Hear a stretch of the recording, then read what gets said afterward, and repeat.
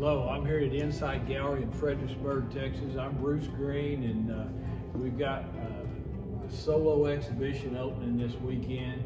And so I wanted to walk through here and talk to you about the work that I've been at the studio. This piece is kind of the namesake for our show. I like to have a theme or a namesake, and this is from the hilltops to heaven.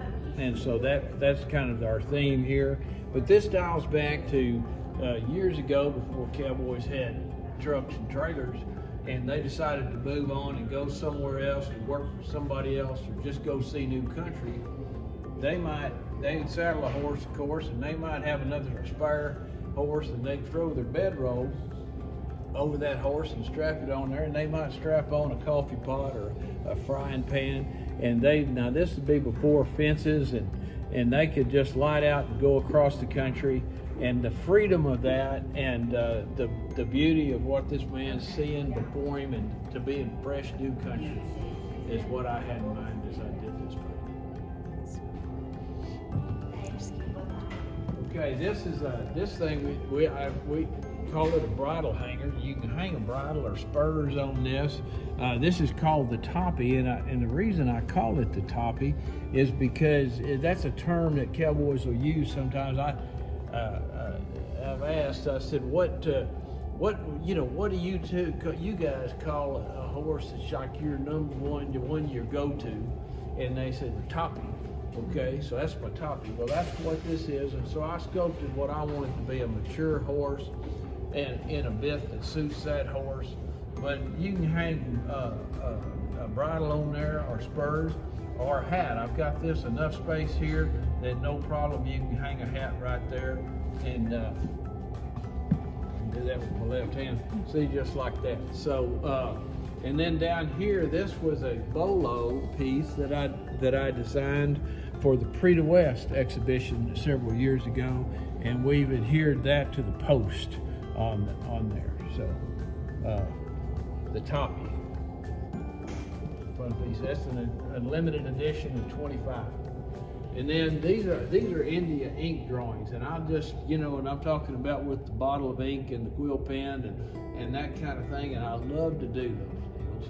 And so this was actually a little sketch of our youngest son, Adam, and roping, and on gray horse he's got, and then just a string of horses. I remember this kind of memories from back in the Palo Duro Canyon at the JA's. And we had a remuda. We'd take that remuda down into the canyon where we were camped, and we'd string them out there for a mile or so, working. And just me seeing that, kind of what I sketched there. And this is a new piece we're really excited about. This is called the Bell on Old Blue. And I had a friend ask me about, what I would suggest he put in a particular place in his house. And we got to talking about this, and I said, well, I wanted to do a relief carving like this, but with horned cattle that come out there and get a lot of depth about it, and a lot of relief away from that wall. This actually ended up sticking out about 13 inches. But as we're doing that, I said, I want to do these horned cattle like it could be like a longhorn cattle drive, and dated back a historical thing. And I said, it'd be like Red Steagall's poem, The Bell on Old Blue. Well, my friend had never heard that, but Red was with us, and he recited it right there, and it was so exciting.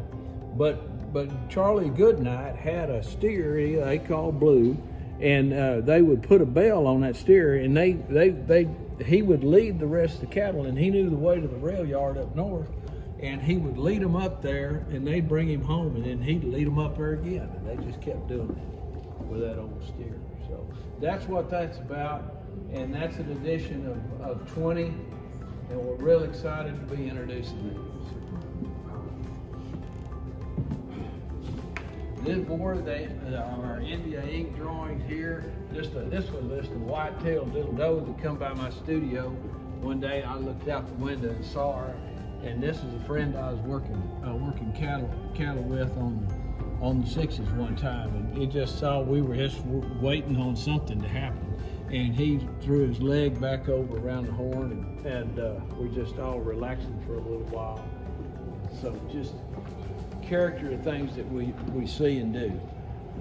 Oh, this is a new painting I've got. I call Where She Waits, and you know, I had a teacher years ago, Bill Moyers, that said, you know, there are common emotions to all of us, and if you can paint that, if you can, they don't have to. You can have a Western painting, but that person may not be a Western collector. But there are emotions that are common to all of us, and one of those is our anxiousness to see a loved one come home from a long, hard outing somewhere, and we can all feel that. And he's anxious to get there, and he sees the lights in the windows, and she might be looking out that window and see him just coming over the rise, and she's relieved to see that happen. So I call that Where She Waits.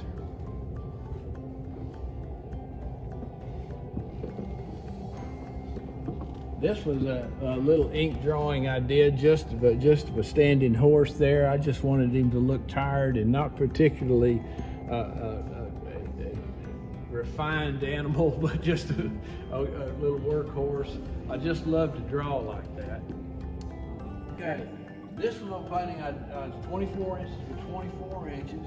I call Rain Dancing, and it's just, you know, really from a lot of personal experience. And you can take a pretty good little coat that pretty good, but there's just a lot of things that are stimulating this horse: the thunder and the lightning, and the mud and the rain, and maybe this guy just pulled that slicker on. You know, I'll hang a slicker on the back of my saddle, and I'll purposely let it hang down and be drooping down, let him get used to that. But I have certainly seen when you'll go to take that thing loose and just put it on you, and for some reason that just causes a lot of reaction, and so that's kind of what I had in mind here. Okay, we've got more India ink drawings, and these have already been, some of these claimed. No Moss was, I just had this donkey here, just the little lead rope broke. He got loose, and so No Moss, no more, he's gone. All right, little Hereford cow. I used to keep Hereford cattle, and I always have loved little white-faced cattle. You know. This painting is called When the Bloom's on the Bare Grass, and I actually did a sculpture of this same name years ago, and I had the horses and the riders sculpted, and the bloom, the bare grass. The term bare grass is a cowboy term for this yucca. And so you've got this in that spring when it blooms like this, okay, and that's the time of year we work cattle, and we'll be out there, and it's my favorite thing in the world to be doing, and the color of the sunrise coming up and the men coming out. And years ago, before I did the bronze, I was talking to Red Stegall, and I said, you know, Red, I was trying to write a poem to go with it, which, and I made an attempt and read it to him. That was the silliest thing in the world. But anyway, I said, what I'm trying to communicate is that, you know how when we ride out, nobody's talking, everything's quiet, you know, and all of that. And so the next day he talked to me, he said, well, I wrote a little something. He said, here, listen to what I wrote. He said, the muffled sound of hoofbeats, except where grass is thin, is a noisy contradiction to the silence of the men. It's the time of year when old hands turn to young bucks in their prime. When the bloom is on the bare grass, saddle up, it's branding time. That's dear to my heart. Okay, this is an Indian ink drawing, but it's called a dry brush. This is, I take a brush and I'll dip it into a bottle of ink and then wipe it off some, and I'm drawing that with a brush right here. And this man here is getting ready to throw a hula hand loop, a horse loop, catch him a horse, and throw it differently.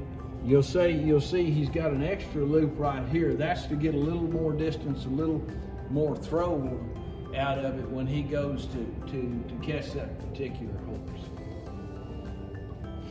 These two pieces here are both done in gouache, a water soluble thing, like watercolor, but with an opaque white. And these are color studies that I've done thinking about other paintings. So these are framed like 12 by 12 and with a 6 by 6 image inside of there. And so I really love the quality of that gouache done on an illustration board like this, and framed out with these gold leaf frames, hand carved. I just it makes a product that I'm really very proud of. Okay, this is another sculpture that we've got here in the show. This is a pretty new piece right here this guy on the bucking horse, and he's got big problems. Years ago, I had a horse that dumped me pretty hard right there by where my studio is, but it's where my hen house is now, and my mind kind of got to going on about how that could have happened right there where I had my hen house. And this guy's riding a young horse, and you can see the remnants of the corral, the posts and so forth right here, and there's some chickens out milling around, and one or two or three of them must have run up underneath this horse or something. And anyway, again, too much to stimulate this horse, and so and here we go, and so we call this one Scrambled Eggs.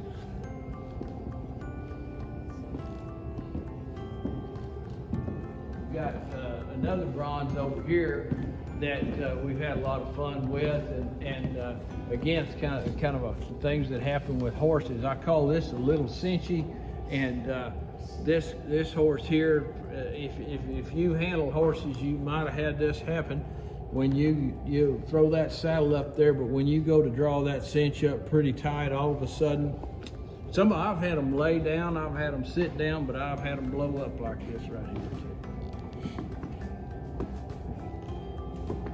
We've got another one over here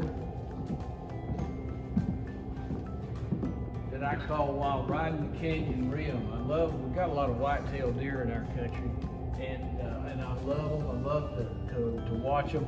And again, something that happens maybe with a young horse, and this guy's trying to make a round on this horse and get around, and all of a sudden, and they didn't see it coming, and here comes this doe, and this buck's following her, and this guy happens to be on a precarious place.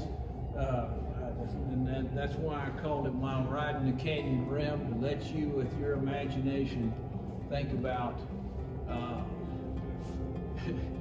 where is he going to go over the edge? Is he going to stay on top? And it kind of lets your mind go and think about the environment that he's in. So.